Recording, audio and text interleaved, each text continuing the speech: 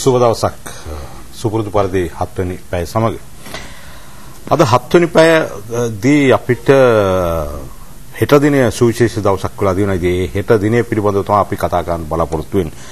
හෙට දිනේ ගත්තාම අපේ රටට නිදහස ලැබිලා ඒ කියන්නේ 64 වෙනි නිදහස තමයි අපි හෙට දිනේ සමරන්නේ.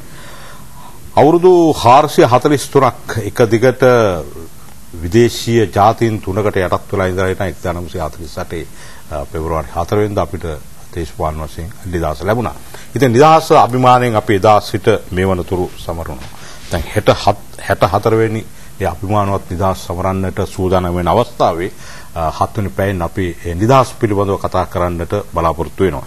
අද අප සමග එක්ව සිටින්නේ මානවතිලක වර්ෂා හැන්නදිගේ මහතා. අයබෝවන්.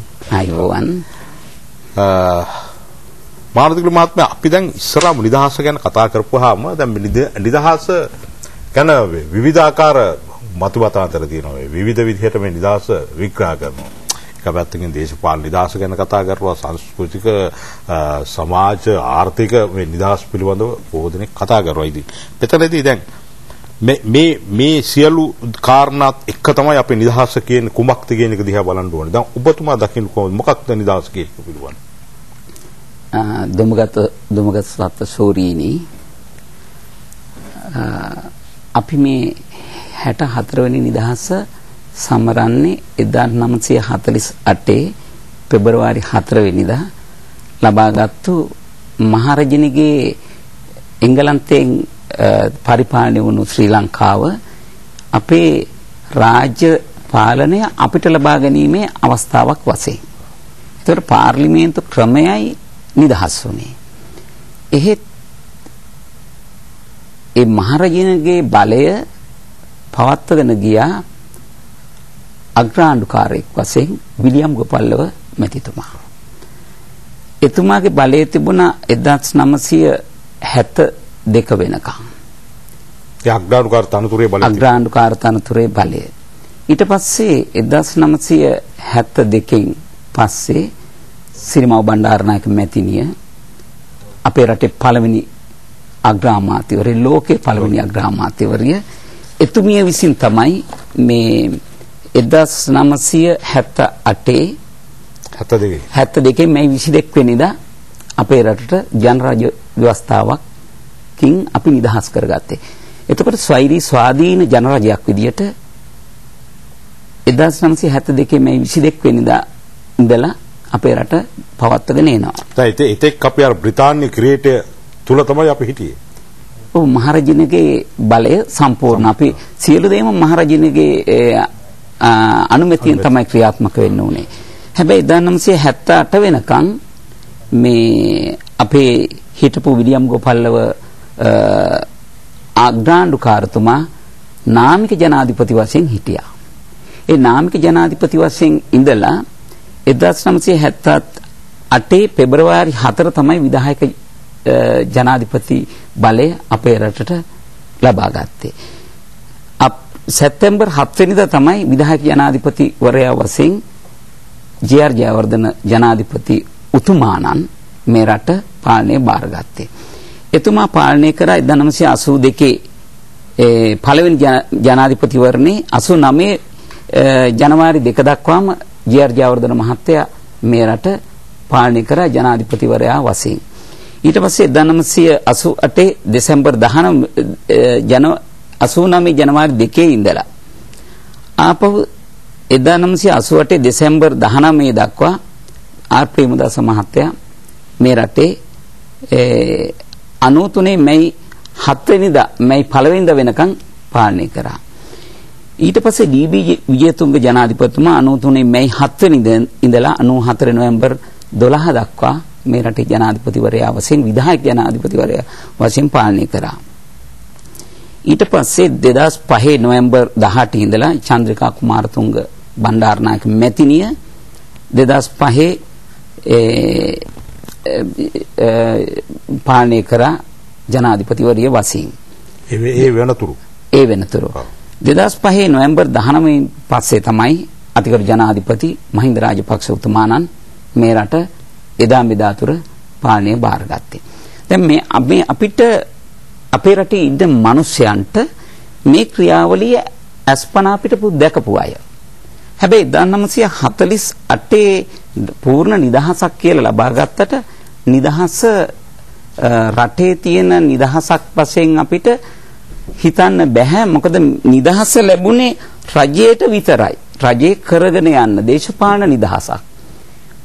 දැන් පහුගිය දවස්වල දුඹගහවත්ත මැතිතුමනි බැලුවොත් අපේ රටේ මිනිස්සු නිදහසේ ජීවත් වෙන්න පටන් ගත්තේ මේ ප්‍රභාකරන් කියන මේ රටේ ත්‍රස්තවාදය උතුරා පතුරලා ලේ ගංගාවක් කළපු මේ ත්‍රස්තවාදී නායකයා 2009 නොවැම්බර් මාසෙදී අවසන් කරනකන් අපේ රටේ මිනිසුන්ට කොහෙද නිදහසක් තිබුණේ? මේ නිදහසක් තියා අපි 2009 වෙනකන් පාරකට බැහැලා ගියේ කෙසේද? කිසිම ආකාරයකින් ආපහු ගෙදරට එනවා කියන විශ්වාසයක් නැතුව. හැබැයි 1948 නිදහස මම කුඩා කාලේ මට මතකයි 48ට මෙහයි මම 1954 වගේ ඉපදුනාට මට ඉතින් 48 නිදහස් සැමරුම අපේ කුඩා කාලේ මතක් වෙනවා. නිදහස් උත්සවයේ පෙබරවාරි 4 වෙනිදා කියනකොට අර අප්‍රේල් අවුරුදු උත්සවයට වැඩිය අපේ රට එකාකාර ප්‍රබෝධමත් ගතියක් තිබුණා. බයිසිකල් රේස් හැමතැනම උත්සව මේ විදිහේ උත්සව සැමරුමක් අපිට තිබුණා. එතකොට පැහැදිලිව පෙවුනේ මොකද? රටේ මිනිසුන්ට නිදහසනේ රටට පොදුවේ බලපාපු දේශපාලන වශයෙන් තිබුණු නිදහස නැති වෙලා තිබුණා. ඒ නිදහස ලැබීම මේ රට 1948 වෙනකන් 1815 ඉඳලා මොන තරම්නම් රට වෙනුවෙන් මේ රට බේර ගන්න මේ රටේ ජනතාව රටට ආදරේ ඇති ජනතාව මේ රටේ තමන්ගේ ලේ වැගිරුවද ජීවිත පූජා කළාද? හැබැයි 1948 ඩී.එස්. සේනානායක මැතිතුමා මේ නිදහස ලබා ගත්තේ එක ලේ බිඳුවක්වත් හොල්ල නෙමෙයි කියලා අපේ විවහාරයේ තියෙනවා.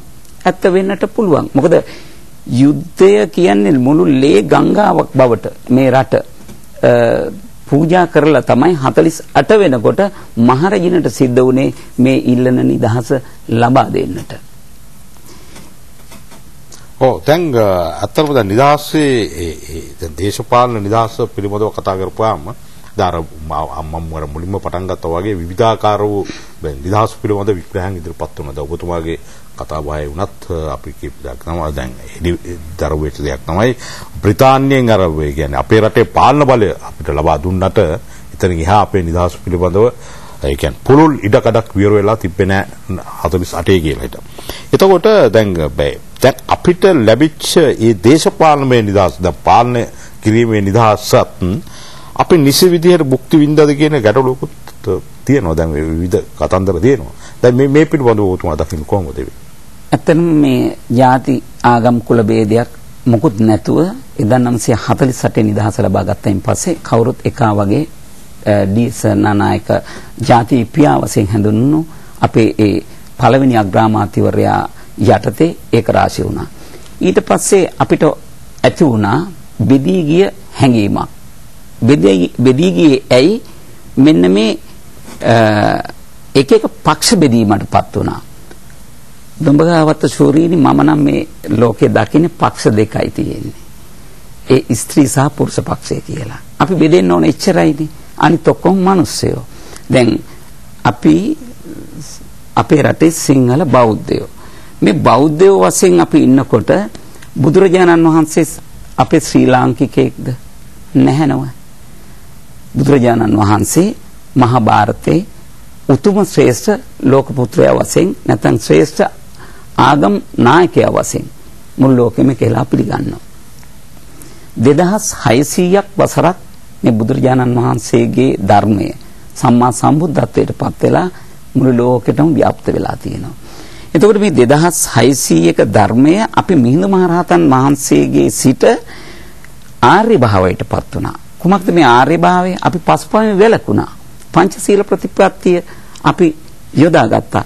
මිනිසුන්ට ආශාව හා බැඳීම කියන චින්තනය හිතෙන් අත්හරින්නට සිත පෙරට කරගත්තා. මෙන්න මේ වගේ සිතුවිලි වලින් පෝෂණය වෙච්ච ජන සමාජයක් තමයි අපිට මෙන්න මේ ඔබතුමා මුලින්ම හඳුන්වලා දුන්නු ලන්දේසින් පෘතුගීසින් ඉංග්‍රීසින් විසින් අපේ ජන ජීවිතේ විනාශ කළේ. සදාචාර යහපත් ගුණගරුක මිනිස් සංහතියක් මේ ශ්‍රී ලංකාවේ හිටියේ. එදා හෙළ දිවයින රොබර්ට් නොක්ස් කියන මේ රටේ හිටපු එතුමා සිරකාරයෙක් විදියට හිටියේ විවෘත නිදහසේ සිටින ඉරකාරයෙක් විදියට. එතුමා සඳහන් කරලා තියෙනවා එදා හෙළදිව කියන පොතේ අපේ මේ ශ්‍රී ලංකා හෙළදිව වාසීන් කොයිතරම් යහපත්ද ආර්ය ගුණ වලින් පිරිලාද සදාචාර ගුණෙන් පිරිච්චයිද කියලා.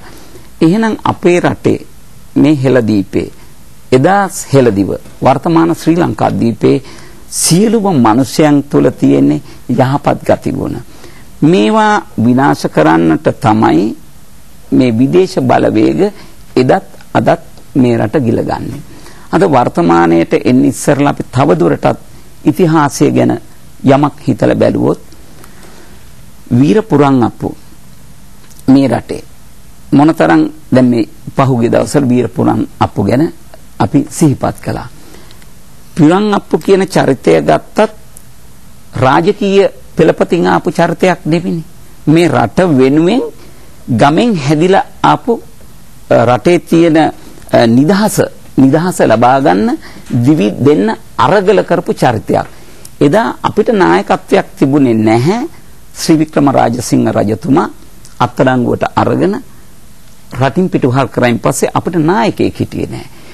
අද වර්තමානයේ ගත්තාම අපේ රටේ සතුටු වෙ හැකි දොඹ ගහවත්ත ශූරීනි පෙලක් නායකයෝ ඉන්නවා. මොනතරම් නායක සංඛ්‍යාවක් පක්ෂ විපක්ෂ නැතුව පෙළ ගැහිලා තියෙනවද? සතුටු සිතක් තියෙනවා. අනාගතය ගැන සුරක්ෂිතයි අපේ රට. වර්තමානයේ ගත්තොත් අනාගතයේ සුරක්ෂිතතාවයක් නායකත්වයේ පිළිබඳ තියෙනවා. දැන් මම එහෙම කිව්වේ නායකත්වයේ නැති වුණු තැන තමයි විනාශය ඇති වෙන්නේ. අපිට අපේ නන්දාමාලිනී මැතිණිය කුහුඹියනේ නුඹලටත් රජෙක් ඉන්නවා අපිට රජෙක් නැත කියලා මේ තිබිච්ච ඌනතාවය පෙන්වලා දුන්නා ගීත කෝකිලාවිය. ඒ පෙන්වලා දුන්නේ අපේ රටේ නොතිබුණු නායකත්වයක් මේ රට විනාශ වෙන්න හේතුනේ ඒ බව පැහැදිලි කරන්න. ඒත් අද වර්තමානයේ වෙනකොට දඹගාවත් ශූරින් එහෙම නෙමෙයි. අද බොහොම සුරක්ෂිත තත්වයකට අපේ බැලුවහම තව අවුරුදු 100කට අපේ රටේ නායකත්වයේ හොඳ පෙළ ගැස්මක් තියෙනවා. සතුටු සිතක් අපි තුල ඇති වෙනවා. අපේ රටේ නායකත්වය නැති කරන්න විදේශ ආක්‍රමණ මොන තරම් එදා ඉඳලා 1815 ඉඳලා කටයුතු කළාද? මේ ඉතිහාසය නොදැනගත්තාම දැන් අද අපේ වර්තමාන ජන සමාජයේ දූදරුවන්ට වෙලා තියෙනවා මෙන්න මේ අර්බුදය. කොහොමද මේ අර්බුදය? මේ රටේ අපේ තිබිච්ච සදාචාර ගුණධර්ම මිනිස්සු තුන පෝෂණයෙන් දුරස් වෙලා තියෙනවා. ඒක අපි ඇති කරගන්න ඕන. මේ සදාචාර ගුණධර්ම පෝෂණය තුන තමයි නිදහස අපේ තුල උද්දීපනය වෙන්නේ.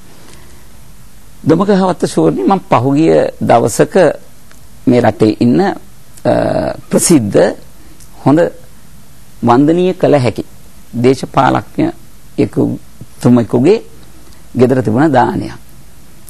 මේ දානෙට ගියා. අපේ රටේ මහානායක හිම්පානන්ලා අනුනායක හිම්පානන්ලා කීප නමක් වැඩලා හිටියා. ඒ දානේදී අපි හැමදාම පන්සිල් අරගෙන තියෙනවා. අපි කුමන දෙයක් කරන්න ගියත් පන්සිල් ගන්න සිරිතක් නේ අපේ මේ ආර්ය භාවයට පත් වෙච්ච මේ මිනිස්සු අතර තියෙන්නේ. මෙතනදී අපිට මට එදා වෙනකන් නොදැනුණු සංවේදී සිතක් එදා පහළ වුණා. කුමක්ද?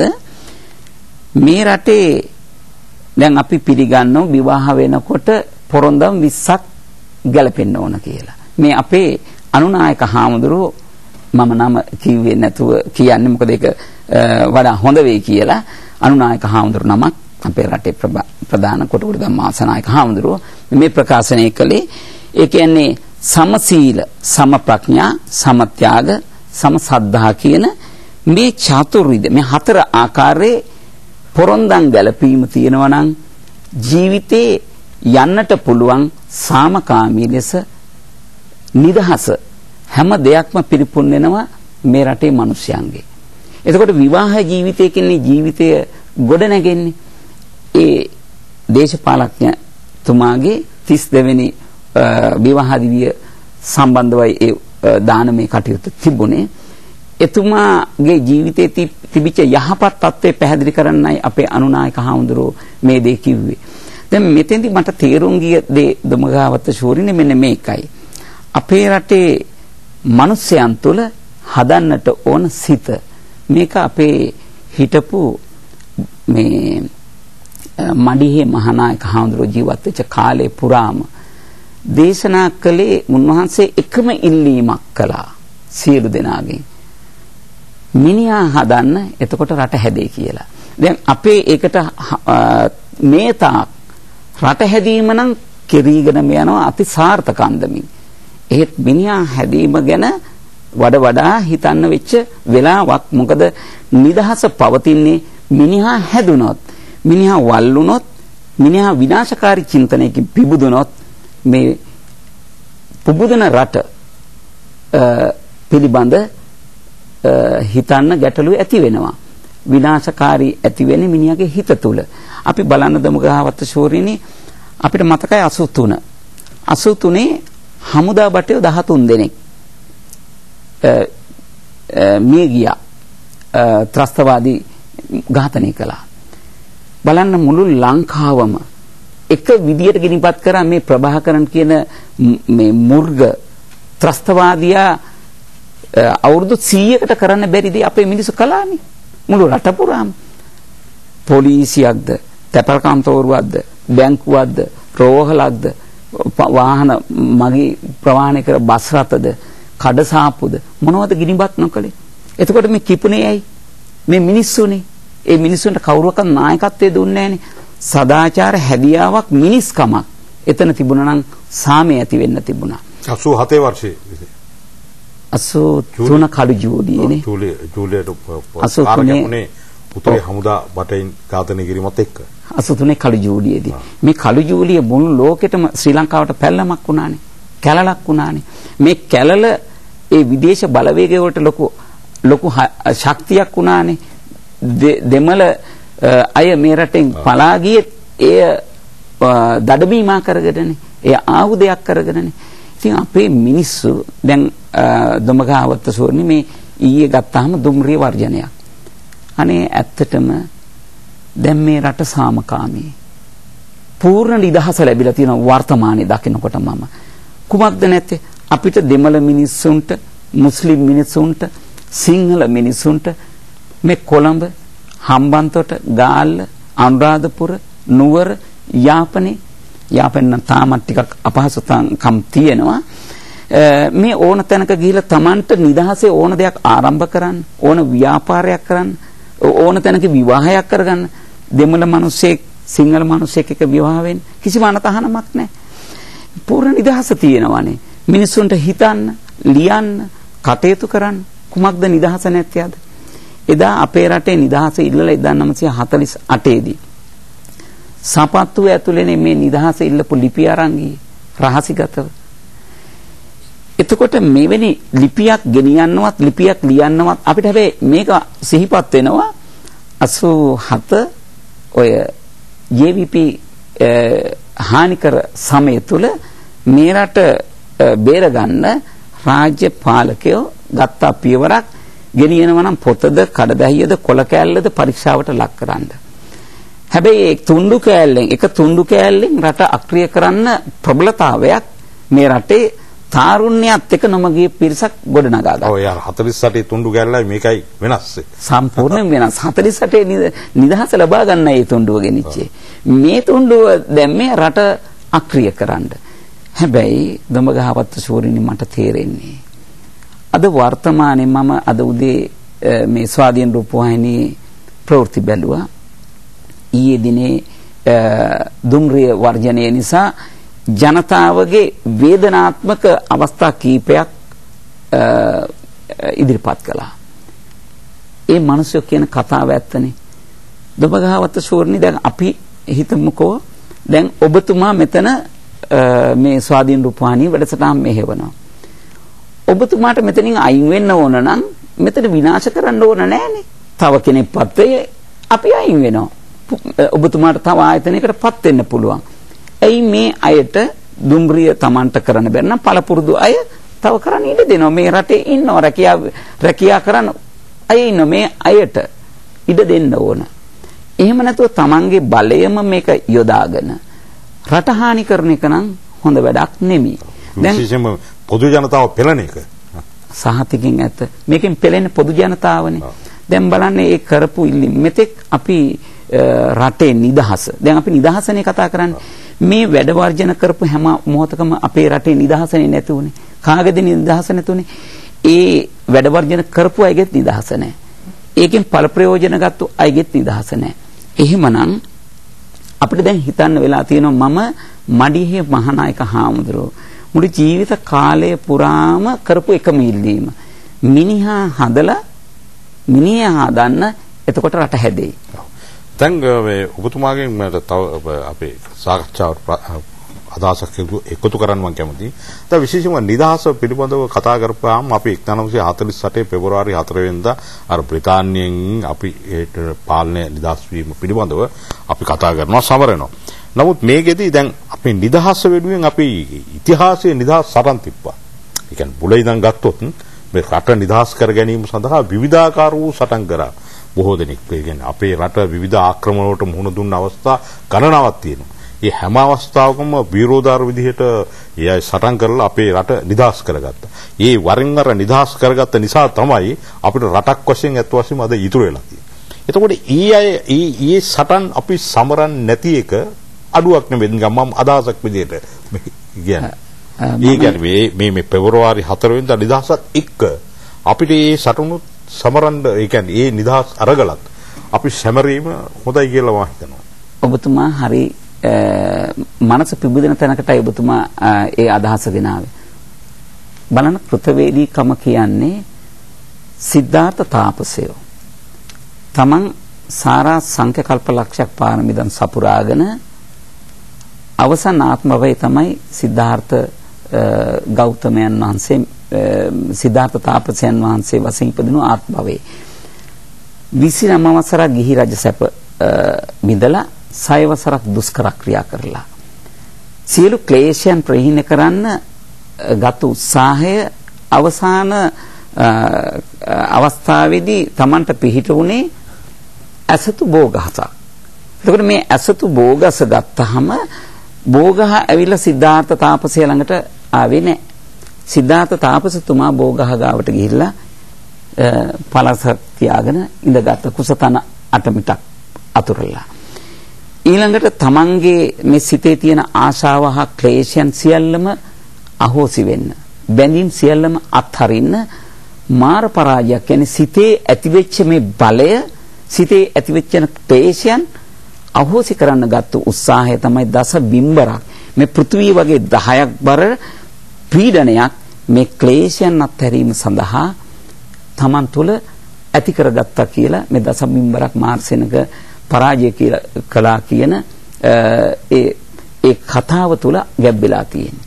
දැන් මම දඹගහවත්ත සූරිනේ මම අදහස් කරන්නේ මෙන්න මේකයි.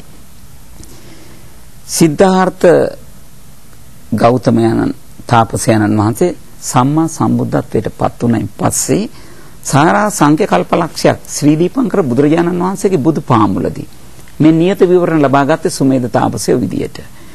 මේ නියත විවරණ ලබා ගත්තේ ලෝක සත්‍යය වෙත පතලාව කරනාමෙන් ලෝක සත්‍යය භව කතර නිතර කිරීමට තමන් වහන්සේ සම්මා සම්බුද්ධත්වයට පත්වීමට. දැන් ඒ සම්මා සම්බුද්ධත්වයට පත් වුණයින් පස්සේ අවුරුදු 45යි බුද්ධත්වයේ සඳහා ලෝක සත්වයාට සේවය කරන්න අවස්ථාවක් තිබුණේ. බලන්න දොඹගහවත්ත සූරීනි හිතක් පපුවක් නැති මේ තමන්ට සෙවන දුන්නා වූ මේ බෝගසට දෙවන සතිය පුරා සතියක් ඇසිපිය නොහෙලා අනිමිස ලෝචන පූජාවෙන් පූජා භාජනයට පත් කළේ කෙලෙහිගුණ දැක්වීමේ අගය මනවින් ලෝකයා හමුවේ ස්ථාපිත කරන්නට. දැන් ඔබතුමාණන් ඉදිරිපත් කරපු පුරා මේ රට බේර ගන්න මොනතරම් කැරලි තමගේ ජීවිත අඹදරුවන් මේ රට ලේන් තෙත් කරාද ජීවිත පරිත්‍යාග කරාද මොනතරම් කැරලි මෙහෙව්වද ඒ සියලු දෙනා වෙනුවෙන් අපි සිහිපත් කරන්නේ මෙතන 1948 ලබාගත්තු නිදහස කියන නාමික නිදහස තුල සිහිපත් කරනවා අර සියල්ල අමතක කර. ඔබතුමා මිනිසාගේ චින්තනයේ පුබුදන්න මොනතරම් ගැඹුරු අවස්ථාවක්ද ඔබතුමා ඉදිරිපත් කළේ. මෙන්න මේක තමයි මිනිහා තුල වගා කරන්න ඕන මේ ගැඹුරු අභ්‍යන්තරය තේරුම් ගන්නට ඕන. දැන් දඹගහවත්ත ශූරීනි අපේ ළමයින්ට අපේ දූ දරුවන්ට අද ළමා පරපුර වර්තමාන තරුණ පරපුර අනාගත මේ රට කරන පරපුර මේ සියල්ලටම යොමු වෙලා තියෙන අධ්‍යාපනය කියන ශක්තිය තුලයි මේ අනාගතයේ මුහු වෙන්නේ. වර්තමාන දියුණුවත් එක්ක ලෝකයේත් එක්ක මුහු වෙන අධ්‍යාපනය අවශ්‍යයි.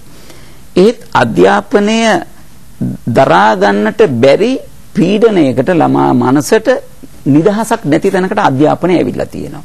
දැන් බලන්න පසුගිය කාලේ උසස් පෙළ ප්‍රතිඵල සඳහා මොනතරම් පීඩනයක්ද දරුවන්ට. අපිට මේ කෙටි විරාමයකට යන්නට සිදු වෙලා තියෙනවා. විරාමයේ පස්සේ අපිට පුළුවන් මේ පිළිබඳ විස්තරාත්මකව කතා කරන්න.